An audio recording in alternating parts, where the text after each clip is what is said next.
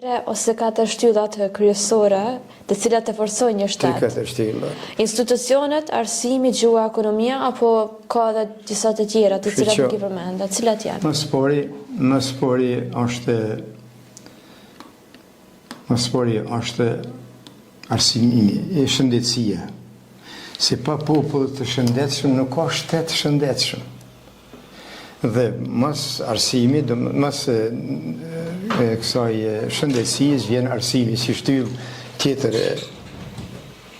e formimit të shtetit. Se pa popull të arsimuar, ne kur kemi qenë të parsimuar, kur frikna vitit e 70 kemi fituar universitetin. Tash pa popull të arsimuar nuk ka dhe shtet, nuk dim të menaxhojmë shtetin. Mandej vjen drejtësia. Drejtësia, thot Jean-Jacques Rousseau, është me lindje qiellorit në tokë të njerëzit. Prandaj pa drejtësi, ai popull është i gjykuar me humbë. Edhe ai shtet domethënë. E tash, mas kësaj shtylle vjen edhe mbrojtja, ndërtimi i atë-dheut. Domethënë ne do të kemi organet për mbrojtjen e atë-dheut, po edhe për ndërtimin e atë-dheut. Këto janë shtyllat kryesore që një shtet e bojnë.